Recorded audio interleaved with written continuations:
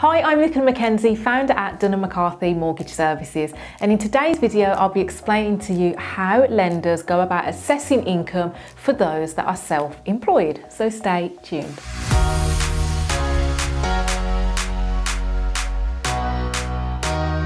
Now guys, here at Dunham McCarthy, we are property specialists, mortgage brokers and advisors. And we deal with lots of banks, from high street lenders to specialist lenders, to compare lots and lots of mortgage options in the thousands. Now that's particularly useful if you are self-employed, as quite often specialist lenders can provide the best options. They're generally, or can be, used to dealing with more quirky income streams, if that's what you want to call it. So it's really important that you do seek specialist advice to compare all of your options, particularly where you're self-employed and you're looking to get a mortgage.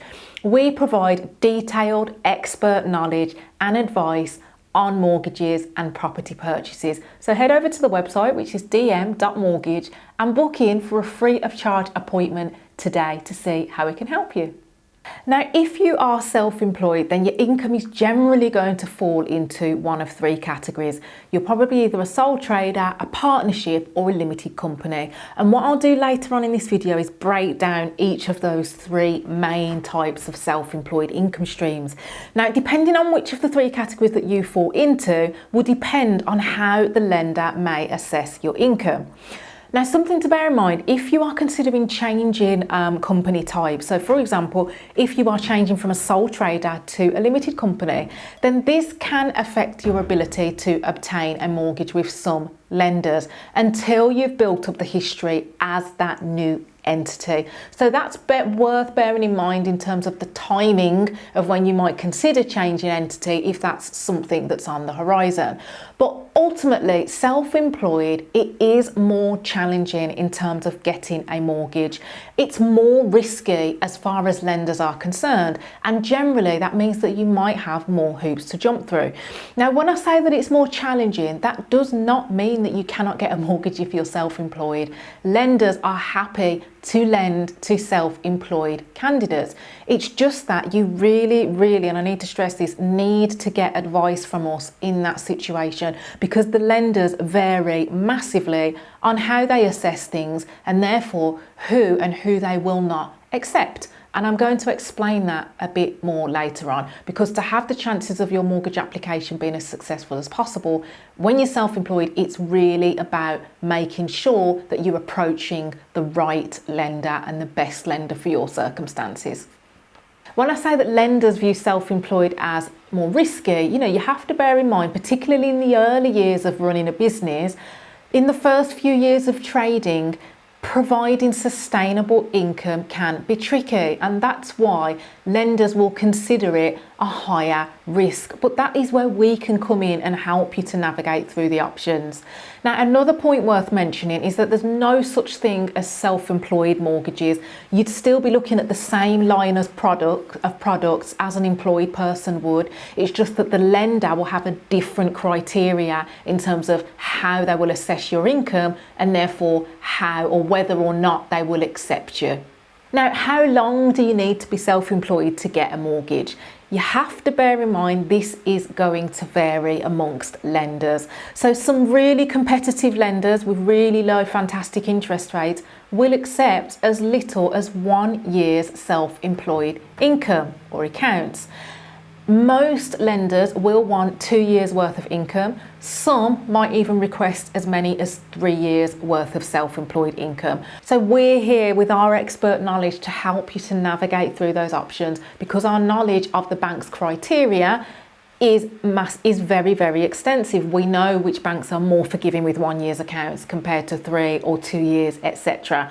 So what we would do, again, when you book in for your assessment, is help you to navigate through the options as best as possible to find a lender where you've got the absolute best possible chance of being accepted based on your track record as a self-employed person. So how is the income actually calculated? Now, again, this is going to vary. Some lenders might take an average of the last 2 years worth of income 3 years worth of income. Some will take the most recent year unless profits have dipped, in which case they might take the lower figure. If you're a startup, then again, you might have a really low first year and a much higher second year. So lender choice when you're self-employed is vital, as some will look at taking the most recent year if there is a good explanation for why the figures started low and increased dramatically. And again, if you've only been trading for 1 year, then some lenders will take that most recent year. And like I said, because it varies so massively amongst the lenders, self-employed, you need to get specialist advice from us. But now what I'm going to do is look at each of the 3 entities that I mentioned earlier on and explain a bit more about those in some more detail. So first of all then, let's look at self-employed applicants, assuming that you are a sole trader. Now, to work out your income if you're a sole trader, you or your accountant will complete tax returns and have the tax calculated by HMRC as to how much you owe in that particular year. Once that calculation's been done, then you can request what's called a personal tax computation. This was previously known as something called an SA 302, and this outlines the total income that you've made for that year and the amount of tax that you have to pay. So if you're a sole trader, lenders will base your income on this information. Now, how many years track record of that income they require will depend on the income. And they will either average it out over the last 2 or 3 years, or they will look at the most recent year, depending on the circumstances around how long you've been trading for, and most importantly, depending on who the lender is. So depending on how this information looks, we, when we're assessing our clients, would take your accounts and then match you to the best lender for your circumstances and situation, based on what the accounts look like. So now then guys, let's look at how self-employed assessments work for mortgage lenders if you if you run or own shares in a limited company. Now, lenders will consider you self-employed where you own more than 20 or 25% of the company's shares. I say 20 or 25% because it depends again on the lender.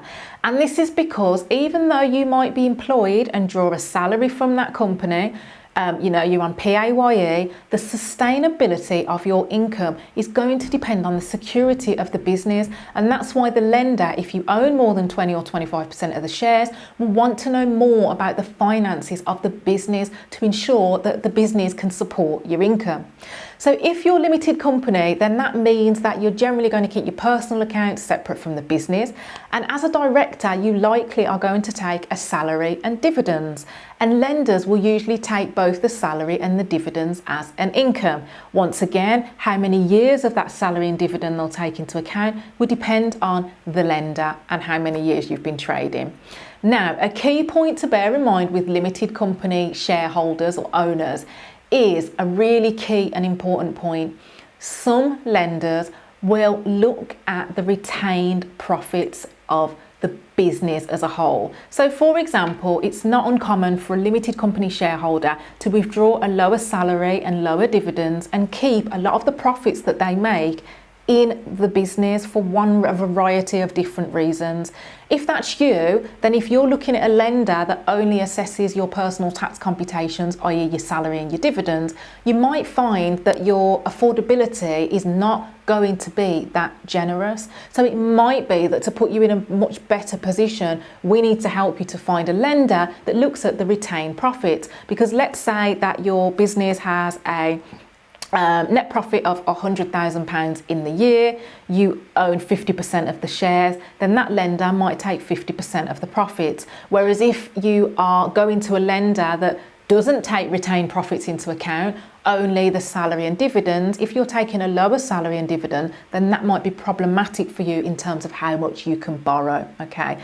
And as well, it can help with tax as a limited company shareholder to retain profits in the business if you don't necessarily need to spend that money to fund your lifestyle. So it can be really useful from a tax perspective to retain the profits as well. So guys, again, where you're self-employed, limited company, This is really specialist and really important that, again, we're looking at all the angles, we're weighing up all of your income, and again, choosing the right lender based on your circumstances, and to make sure that it's most tax efficient for your circumstances as well, in terms of the example I gave with retained profits versus withdrawing salary and dividends. And then finally, guys, I'm just going to touch on if you are running a partnership. And you know what? In summary, if you're a partnership, then generally speaking, lenders will look at your share of the profits and base your income on this. So again, depending on what your partnership looks like, who the lender is, it might vary, but generally speaking, that's how partnerships would work.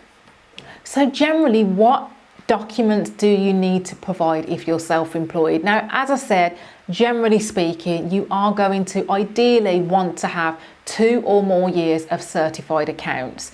If you've been trading for less than that, then yes, there might be options for 1 year's accounts. But if you have been trading longer, 2 or 3 years certified accounts. You will need a personal tax computation, which was formerly known as what's called an SA 302. And again, that would be for the past 2 years or 3 years, depending on the lender. And then in addition to that, again, depending on the lender, then the lender might request to evidence business bank statements, evidence dividend payments and or retained profits through another format. So it does then vary depending on the lender, but generally speaking, you'll obviously need your accounts and your personal tax computations in order to prove or evidence the income that you've been receiving. So guys, in summary, as a self-employed applicant, there are lots and lots of options available to you, but it is a minefield and you need to get specialist advice to make sure that, again, I know I've stressed this a lot throughout this video, but I really need you to understand that it is about finding the right lender to accommodate your situation. It doesn't necessarily mean that you're disadvantaged if you're self-employed. It just means you might have to jump through a few hoops and you really need specialist knowledge to navigate through those options. So make sure that you get in touch, head over to the website dm.mortgage and book in for a free of charge mortgage assessment where we can weigh up all of your options and tell you what's best. Like I said, we deal with lots of banks and building societies, from high street options to specialist lenders as well. And we are more than happy to help you on your house buying or remortgage journey to find the best mortgage option to suit your circumstances. So I really hope today's video has been useful and just giving you a brief summary of how mortgages for self-employed people work. And I'll catch up with you in my next video.